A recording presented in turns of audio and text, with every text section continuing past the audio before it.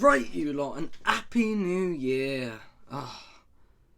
It's a bit miserable now, isn't it? We're in January, the Christmas decks are bloody down, like it.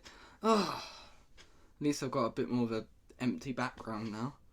So sorry I missed the last game week. I've been working really hard on that Boy Meets World video that I'm doing for the main channel, so I've been distracted by that and main channel content and just life, enjoying New Year's Eve and just wait to hear the stories from New Year's Eve.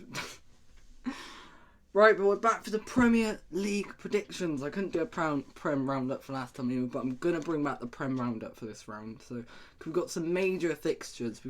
I'll try and do some justice, but we've got Arsenal against Newcastle and Man City Chelsea in the same game week. That's unreal. But the first game is Liverpool against Brentford. Now, Brentford and Ivan Toney, there's been this whole will he, won't he start? Could he be injured? I think he's going to start personally. The clock's just ticking for the end for Ivan Toney's Premier League career to end, but they've got him, they need to. This is going to be a really tricky game for Liverpool, I think. As a Liverpool fan, I've been not overly impressed with our performances. The most important thing is the result, and we've got 2 wins, which is incredible. And I do believe that we get top 4. I think us, United, Newcastle, Tottenham, Chelsea, we're all battling for those spots. So I think Chelsea are kind of too far away now. Tottenham are just cereal bottlers, and they're not going to do it. So I think we're going to have to battle against United and Newcastle, who are both very capable. So, but I think we're going to drop points. I think we've had 4 wins on the bounce. Would love to make it 5, but this will be a 2-2 draw for me. Then we got Leicester against Fulham. Leicester must feel a bit hard done by as the Liverpool. Yeah, they lost, but they definitely could have had a draw in that game.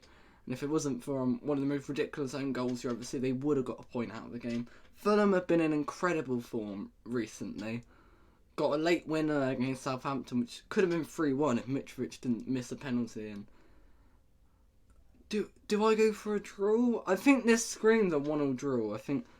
I'll go 2-2 because Leicester really like to score. The thing about Leicester is they're like Liverpool. They are a great attacking team, poor defensively. So of course Leicester's still without Maddison, which is a major loss. But I'm gonna go with 2-2. Then we got Arsenal against Newcastle. I think I'm about to predict another draw. Of course, Newcastle disappointing result against Leeds. It just shows that Chris Wood is useless. But Arsenal, 7 points clear. Can they do it? I still don't believe in.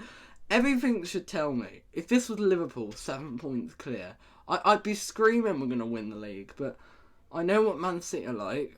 I know what Man City are like in the lead-up months to the end of the season, and it's far from over.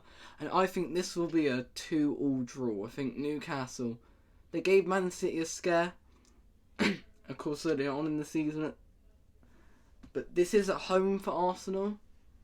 No, I'm going to say Arsenal win because they're at home. 3-2 to Arsenal, actually, with Martinelli scoring the winner. Then we've got Everton against Brighton. Now, Brighton, of course, have been pretty decent recently because they lost to Arsenal 4-2. It should have been 4-3. That disallowed goal was a joke at the end, but so they gave a very good fight against Arsenal. And I tell you, Everton's people was feared for Brighton. What happened when Potter goes? They've been just as good, if not better. Of course, Moses Caicedo, there's been links to him with a couple clubs, whether he'll leave. But Brighton are just an incredible team when it comes to transfer business. They get these players, they build them up, they sell them for stupid money, and then they get more ridiculous players, sell them for stupid money. It's an incredible business strategy. I love the Brighton bit. I think Brighton, right, if I was forced at gunpoint to support another Prem team, I think it'd be Brighton. I love everything about this club. And I think they're going to beat Everton, who Frank Lampard is, he's got, the clock is ticking, mate. We know you're getting sacked soon. I feel bad for Fat Frank, really, because he's not done too bad. This Everton team just can't score goals. If they don't get a striker in January, but they don't have a big budget, do they, Everton? So,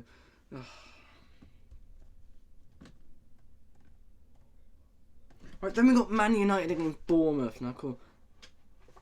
Man United have won 2 on the bounce, but they've been 2 quite straightforward fixtures. I mean, playing Nottingham Forest and who was the other team?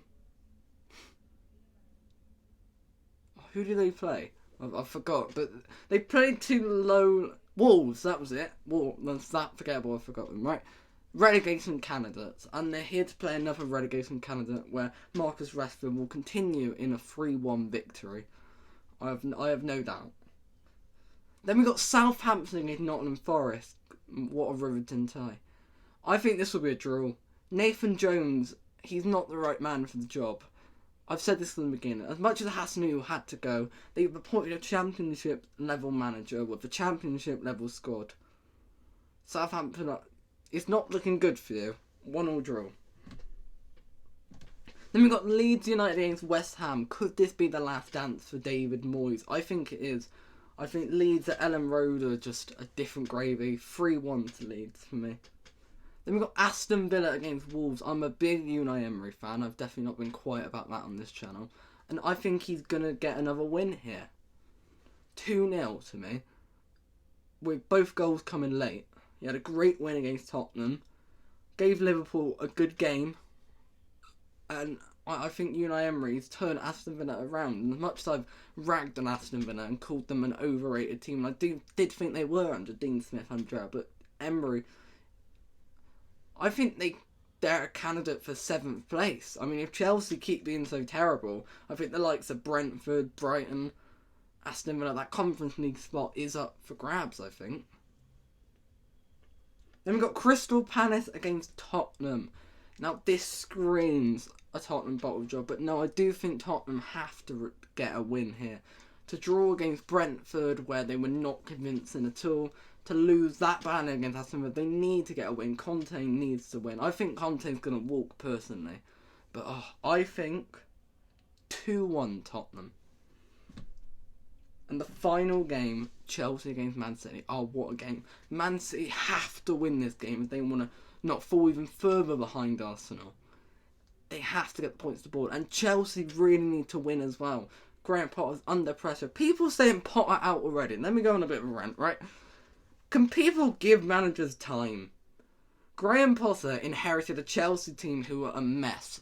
Todd Bowley, he inherited a team that were riddled with injuries that went wrong in the summer. I mean, the amount of money we spent on the likes of Cucurella and Fofana is ridiculous to me. They've got fullbacks in Reece James and Ben Chilwell who can't stay fit. Raheem Sterling, who's pretty washed these days, not gonna lie. I know he scored in the World Cup, but he wasn't good in that tournament at all. The midfield is on the way out. I mean, Kante, yes, 4 years ago, an incredible player. He's past it now. Kovacic is great, but he's had a lot of injury problems. Jorginho is a one-trick pony. He does a good penalty and that's it. I mean, the Chelsea team is really terrible. They can never get a striker that works. Romelu Lukaku, off in Inter, probably never coming back. They've got rid of Timo Werner.